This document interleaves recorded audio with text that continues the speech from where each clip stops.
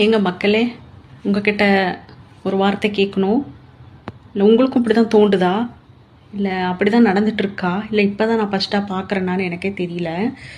இவ்வளோ நாள் நான் நிறையா வீடியோஸ் எல்லாம் பார்த்துருக்கேன், நிறையா கேட்டிருக்கேன். அந்த வீடியோ மாதிரி நானும் பண்ணியிருக்கேன், எல்லாமே பண்ணியிருக்கேன். ஆனால் இப்போ புதுசாக எல்லாம் வீடியோவில் கெட்ட வார்த்தையாக ரீல்ஸ் போடுறாங்க.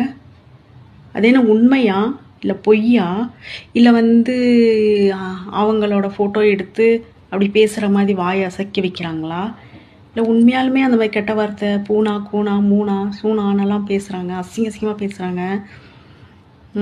தொட்ட தொண்ணூறுக்கெல்லாம் கெட்ட வார்த்தையை பேசி வீடியோ போடுறாங்க. ஏங்க அப்படி போடுறாங்க?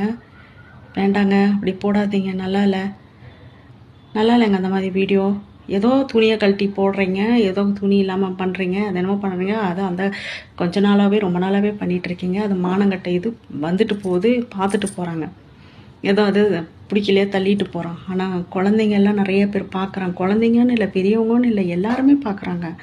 அதை பார்க்கும்போது டக்குன்னு மண்டையெல்லாம் அப்படியே பயங்கரமாக டென்ஷன் ஆகுது. சில வீடியோ பாருங்க, என்ன அழகாக போடுறாங்க. அப்படியே எடுத்த உடனே கடவுள் பூ கொடுக்குற மாதிரி, கடவுள் ஒரு வசனம் சொல்கிற மாதிரி, கடவுளுங்களோட மோகம், இந்துவாக இருந்தாலும் கிறிஸ்டினாக இருந்தாலும் முஸ்லீமாக இருந்தாலும் அவ்வளோ அழகாக போடுறாங்க. அதுக்கு பார்க்கவும் நல்லாயிருக்கு.